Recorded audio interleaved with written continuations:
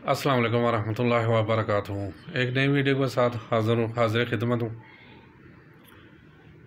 मैं अपने उन तमाम व्यूज़ का शुक्रिया अदा करता हूँ कि जिन्होंने मेरी वीडियोज़ को लाइक किया, सब्सक्राइब किया और शेयर्स किया और कमेंट्स बॉक्स में जाके मेरी दिलजोई की।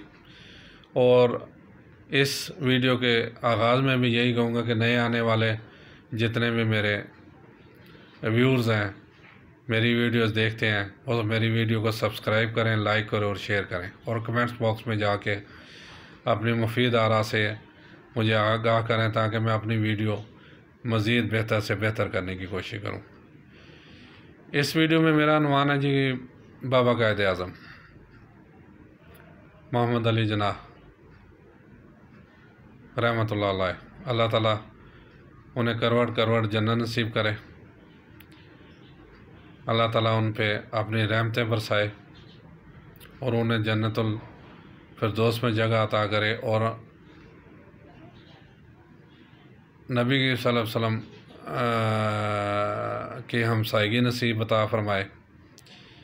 क्योंकि वो उस अकेले बंदे ने, एक तरफ वो अकेला था, दूसरी तरफ अंग्रेज़ थे, हिंदू थे, ख़ुद उनकी बीमारी टीबी 12-14 साल पहले लग चुकी थी और उसे पता था कि मुझे टीबी हो गई है। लेकिन उसने अपने जिस डॉक्टर ने बताया उसे कहा कि खुदारा ये दोबारा पॉइंट आउट ना करना, क्योंकि अगर अंग्रेज़ों को पता चल गया तो फिर पाकिस्तान नहीं बन सकेगा। वो उस वक्त तक उसकी तिजोरी में वो फ़ाइल पड़ी रही जब तक कि हर किसी को इस बारे में पता नहीं लग गया। फिर पाकिस्तान बनने के बाद ज़ाहिर है काम का भी बर्डन।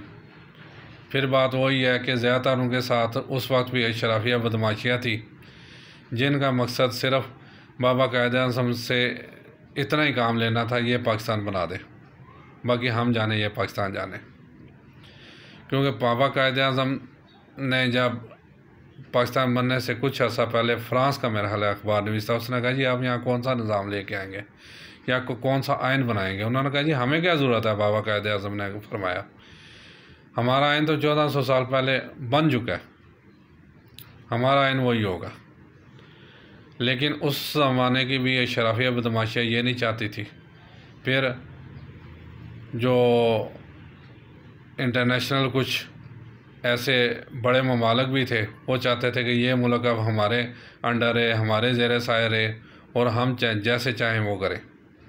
और यहाँ के भी सबसे नंबर एक तो जागीरदार जो चाहते थे कि अब पाकिस्तान तो बन गया लेकिन इस पर राज अब हम करें।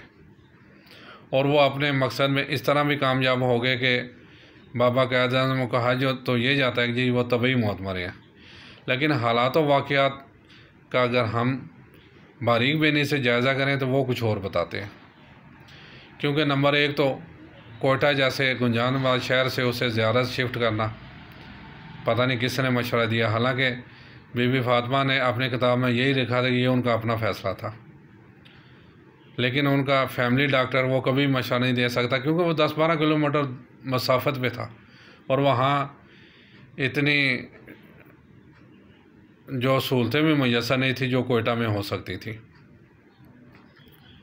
फिर उनका आखिरी दिनों में फैमिली डॉक्टर वो लाहौर का था, वो साथ क्यों नहीं था? उसे हर टाइम एक डॉक्टर की सहूलत क्यों नहीं मुयस्सर थी? पाकिस्तान के गवर्नर जनरल थे। आज ज़रा एक छींक भी आ जाती है हमारे वज़ीर आज़म या सदर को तो वो बाहर भागते हैं इंग्लैंड में, और उस वक्त उनके लिए एक डॉक्टर भी अवेलेबल नहीं था। फिर उनका फैमिली डॉक्टर वो जब आया, ये उनके बेटे ने सवाना हयात में लिखा है कि मैं दरवाज़े पे खड़ा हुआ था, अंदर बहुत ज़ोर ज़ोर से बातें आ रही थी। लियाकत अली ख़ान साहब थे और उसके बाद के फ़ौजी जवान थे, फ़ौजी ऑफिसर थे और बाबा कायद आज़म थे। यानी आपस में किसी बात पे गर्मा गर्मी हो रही थी।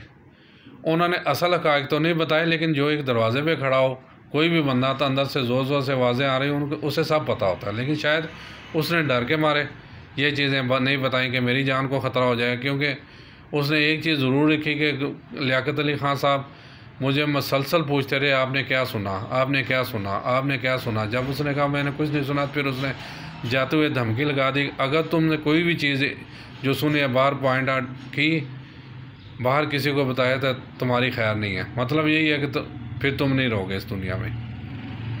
फिर जब वो इंतहाई बीमारी की हालत में कराची लाए गए तो फिर कराची एयरपोर्ट से चंद गज के फासले से उसकी एम्बुलेंस ख़राब हो गई या ख़राब की गई, अब ये अल्लाह बेहतर जानता है।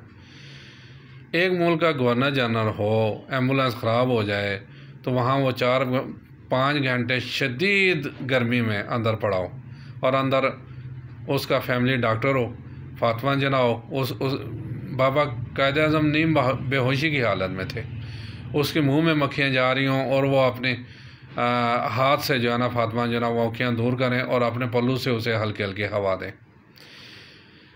कहते जी मुल्तान से किधर से दूसरी एम्बुलेंस आ रही है। माना जी एम्बुलेंस कराची जैसे बड़े शहर में, जो अंग्रेज़ों के दौर में ही वो गुंजानाबाद था, तरक्की याफ्ता था, एक ही एम्बुलेंस थी, तो वहाँ अशराफिया बदमाशिया के पास और कोई गाड़ी नहीं थी कि वो गाड़ी आती और इसे लेके हॉस्पिटल ले जाते। ये सारे सिनेरियो देखे ना तो फिर लगता है ये कि ये तभी मौत नहीं हुई है, जानबूझ के ऐसे मौके फराम किए गए, ऐसी सूरत हाल पैदा की गई, अब बाबा कायद आज़म हमारे बीच में ना रहे, और वही हुआ। बाद में फिर आपको पता है अब इंडिया का कहा जाता है जी इसने तरक्की क्यों की, उसकी 2 वजूहत सबसे बड़ी हैं। एक 1949 में फ्यूडल लॉ उन्होंने बना दिया गांधी ने कि हर बंदे के पास एक ख़ास हद से ज़्यादा ज़मीन नहीं रहेंगी, वो जितनी भी है ज़्यादा ज़मीन नहीं रख सकता। दूसरा, पाकिस्तान इंडिया बनने के बाद से लेके आज तक उसकी फ़ौज हुकूमत से बाहर है, हुकूमत में नहीं आई, और यहाँ पाकिस्तान जब से बना है 75 साल हो गए, तो इसमें से 30-35 साल फ़ौज ने हुकूमत की है। और जागीरदारों को देखे कि रात को उसके पास अगर 5 मुरब्बे होती है, सुबह उठ के उसके पास 10 हो जाती है। ये चीज़ें मिल के इस मुल्क का खून निचोड़ रहे हैं। और बाबा कायद आज़म ये नहीं चाहते थे, वो तो ज़ाहिर है एक यानी इंसान का बच्चा भी हो ना छोटा सा, तो वो अपने बच्चे की वो कदर करता है, लेकिन दूसरा कोई नहीं करेगा उसकी। बाबा कायद आज़म ने इतनी मेहनत और अनथक मेहनत से उसके कुव्वत इरादी एक जगह जमा करके, हालांकि 10-12 साल से उसे टीबी भी थी, उसने अंग्रेज़ों, हिंदुओं और काफ़ी हद तक मुसलमान उसके दौर भी जो कहते थे पाकिस्तानी बनना चाहिए, यह बरसगीर एक ही होना चाहिए, सबसे उन्होंने मुकाबला किया और पाकिस्तान बनाया। और फिर वो अपने असूलों के स्ट्रिक्ट थे, सख्त थे। यानी स्टेट बैंक की पहली शायद मीटिंग थी, उसमें लियाकत अली ख़ान साहब लेट हो गए तो उन्होंने उनकी कुर्सी उठवा दी कि अब जितनी देर ये मीटिंग अटेंड करेगा खड़ा होकर करेगा, ताकि इसे आइंदा जो है ना एहसास हो कि मैंने वक्त से पहले पहुंचना है। अब यानी अगर मैं इस बारे में सोचूं कि मैं एक ज़ाहिर है लियाकत अली ख़ान के पास भी एक वो ओहदा था, अगर मुझे ऐसे कोई खड़ा कर दे मुझे शर्मिंदगी महसूस होगी और एक दिल में एक कसक आ जाएगी उस बंदे के लिए जिस बंदे ने ये हरकत की होगी। मैं अपने आप को ठीक नहीं करूँगा, लेकिन मुमकिन है कि मैं इस तरह शुरू हो जाऊँ कि भी मैं इस बंदे से इसका इंतकाम लूँगा, इसने मेरे साथ ऐसा क्यों किया। तो बाबा कायद आज़म तो चाहते थे कि यह पाकिस्तान में इस्लामी निज़ाम कायम हो। फिर जब वो उनके फैमिली डॉक्टर्स वो वही लिखते हैं कि जब ये गर्मा गर्मी बहस ख़त्म हुई, वो बाहर निकल गए, मेरे से भी पूछताछ करने के बाद चले गए। जब मैं अंदर गया तो बाबा कायद आज़म के अल्फाज थे कि उनका नाम मेरे से ज़हन से निकले, नाम लेके कि अब मुझे ज़िंदा रहने की कोई दिलचस्पी नहीं है, अब मैं ज़िंदा रहना ही नहीं चाहता। और वो जो उनकी कुव्वत इरादी थी वहीं ख़त्म हो गई और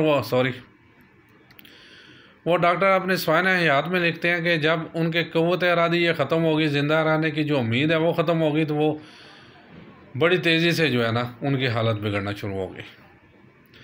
वजह ये थी कि बाबा कायद आज़म को भी नज़र आ गया था कि वो अक्सर कहा करते थे पहले कि मेरे जेब में जितने सिक्के हैं वो खोटे हैं, सिक्के कौन थे? यही लोग थे, यही सब थे उसके जो इर्द गिर्द थे।